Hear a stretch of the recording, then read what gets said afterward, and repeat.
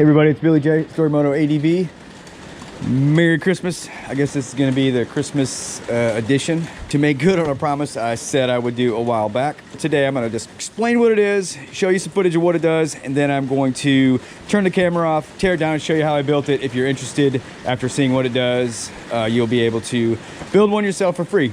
For us, it's a dual sport adventure riding articulating boom that for some reason that I'm going to try to pin down for you today does exceptionally well, far better than any I've ever seen, and fully articulating, controllable, all this stuff based on a couple factors that I literally did not do on purpose. I stumbled into them. So again, I apologize for the rain sound. I'm going to show you the basic physics of it and its features. Because of the angles that it has, I'll show you those two angles real quick. It disperses that energy. So like if this were straight up and down, gravity would have it that if it hit a hard jarring energy force, it would kind of just cause it to bounce. Well, in the case of this one, there's two angles that allow it to, when the energy hits it, it spins out to the point of least resistance. So it's constantly trying to balance itself, not bouncing, and there's two reasons for that, and you'll see when I tear it apart. Obviously this is a 90-degree angle, and you can see that this thing goes out, you know, I would say that's 45, I would say 22.5 degrees, maybe just shy of that. And so that is angle number one that causes it to want to spin instead of bounce or jar. And then the second angle, I need an assistant. So when this is on your back, I think it'll hold like that, yeah. When this is on your back, you know, gravity's 90 degrees, so it's the same angle. Those two angles, when this thing experiences a down pull, I believe because these two angles are the same and the two angles are there, that it causes this thing to, with equal force, spin. And so that's about the angle of my back when I ride. And I've gone through all this, taking photos and just tried to figure it out. And this is the best I can figure out. You've probably seen the video where I spin all around and all that. Well, it does do that, but it's controllable as well. It's pretty crazy. I've got some footage of me learning how to control it where I'm literally just standing on my porch and I'm spinning it around and I'm kind of just jokingly controlling it with my fingers. I'm actually controlling it with the position of my back and my hips kind of spinning this way and that, but I'm conducting it with my hand and causing it to stop and then move on. And with that footage, I'll try to find it. You can see just how controllable it is in its maneuverability. That is the principles of the successful functionality. One of the factors that really matter is that the backpack is tight, almost unpleasantly tight. I did as much as I could to make that as livable as possible. So I have this little strap on here, and then I have a helmet strap that I got from my buddy 690 ADV, Joe Acker. And so I can just quick release it, put it on. This part's adjusted to my waistline, and I can just pop this mug off like that, you know. And so the boom arm goes in. I'm gonna show you what's inside of there, and comes all the way out to a ram mount ball. I'm so reluctant to tear it down because it was kind of a booger to get it this pretty. And so you already look like a psychopath going down the road with this thing, but beautifying it with some conduit helped a little bit, maybe to help me look maybe more like I know what I'm doing than I need to go to a hospital for mental health. Stand by. All right, here it is. I'm only gonna break down this far because it's a booger to get this thing back in, but I'm gonna show you exactly what it is, exactly how I did it, how I got it in there, and what was used. So essentially, as simple as it is, this is a Quickie mop.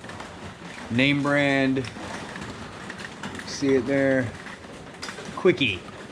Imagine if you type that in, Quickie mop sweeper, floor sweeper, whatever, you will come up with it. I even left the dang little freaky nub on it. And essentially, I use this Quickie thing because it's pretty stable and it's padded. The surface that you would put the mopping pads go on and over this frame somehow or another. This thing was able to just barely fit into the camelback, you can see where it's just really almost, if anything, stressing the zippers, the whole deal. So, and make sure when if you do this, that, and with all your packs, really, you need to lubricate your zippers. I'm going to use these for an example, and I'm going to go through each component really quickly. This piece in here, I'm going to represent by this thing, a little dirty tray of some sort. This pipe is going to be representing this pipe. So this thing is simply attached in here like that, corner to corner. And so when it goes in to the pack, it comes out obviously where you see that it does at the 45-degree angle or the 22-degree angle. I have it hose clamped here and hose clamped down here to these frame pieces that you see. So whatever you get, maybe you can't get a quickie, maybe you use a piece of plywood, whatever it is, you know, around the corners, you can do it. You can find out your pack's gonna be slightly different size anyway, so just make sure it's stable, it's padded, and that it fits into your pack, and that in some form or another, the attached PVC comes out. You know, heck, you can tinker with the angles. You know, I don't really, like I said, fully understand the physics of why this worked out so well. So that is how this is attached and shoved into here. And you see this poofy area on the back. Basically what I did, in addition to these other blue pads laying here, once it was full, once it was in and secure, I just stuffed it with padding. There's a rag in it. There's just anything, there might even be a t-shirt in there, but I made sure just as well as I could that I just tucked stuff in there to hold this piece still so that it would hold the PVC still. Now the PVC, the only reason it's taped is because I didn't have conduit on it before, and I was trying to make it not look like a weird piece of PVC sticking out of my backpack. And so inside of the pipe, what I use, and you can use probably any concentric graduation of piping, but in my case, this is 1.25" Schedule 40 PVC. You can see that. In terms of the length of that piece, that's kind of up to you. You see how mine is. You know about roughly what a camelback pack is, so you can judge how tall you would like yours. Inside of that, the most inner one is a 1-inch piece of CPVC. And this right here, this little collar, you can see there's a notch out of it. That was the tightest thing I could get to fit in there to hold this perfectly secure. It is a cutting from a shop vac extension. You know, the type when you have a shop vac and you can stick another segment onto the hose. This is just as tight as could be, this in here. This is kind of the receiver hitch, so to speak. This is the next piece. What I have for articulation to go round and round is essentially 2 pieces of PVC in there that'll spin. So this will spin inside of this initial base, this receiver section as we're calling it, and it goes in, obviously, right there, and it spins. Kind of go flush, it'll go about right there. It will spin. That's your base pieces there. Then I'm coming out with my final boom arm. This boom arm is the key, I believe, for the success and what it does insofar as the arm itself is concerned. This is bent this way. It is not simply bent by the tension of the string, which I'll tell you what it is in just a second. It has a piece of aluminum rod all the way inside of it that I had laying around. I bent the rod first and then heated this PVC up with a heat gun, and slowly but surely got it to go. It was a pain in the butt, but it went in and it provided wonderful amount of stability. Prior to that, this thing was just way too bouncy. And furthermore, when I finished, it was still a bit bouncy, so I added these hose clamps with this 550 paracord to add to the stability. I just bent it slightly farther than it wanted to go, and then tied the string off, etc. Moved them around a ton, try to dial it in. That length worked wonderfully. So the end, get to there, It's a piece of, I believe, 3/4 inch CPVC, the same as that initially goes into the receiver component. And I did that just for strength.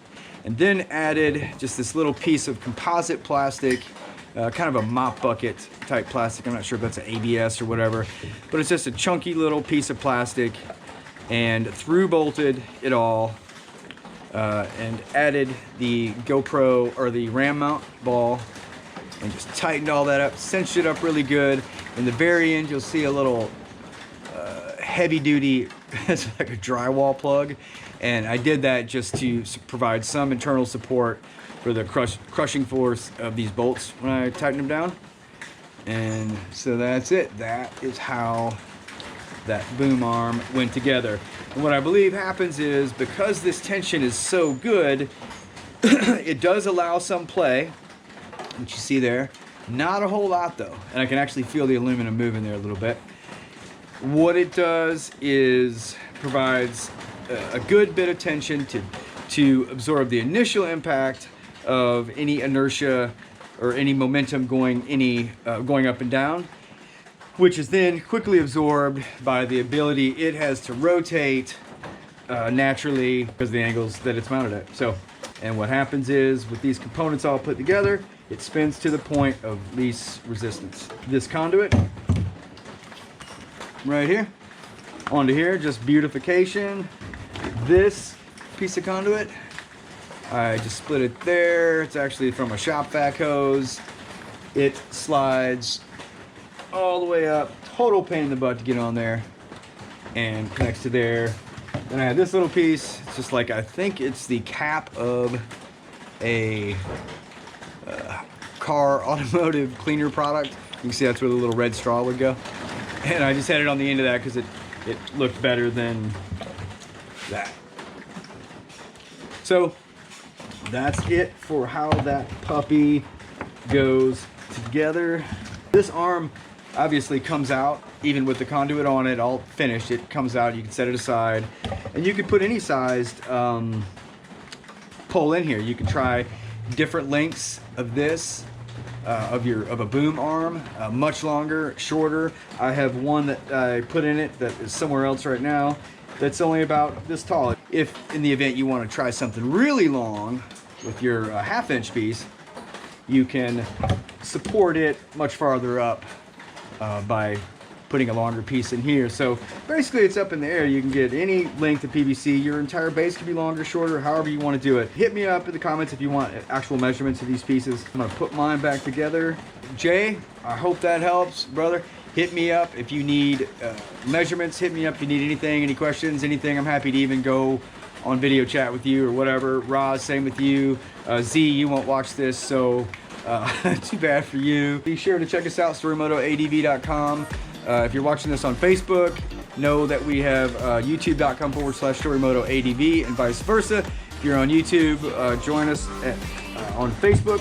We have a group called motorcycle.camp.cook that is about each of those things, any combination therein. It can be about motorcycles, about camping, about cooking, or any combination thereof.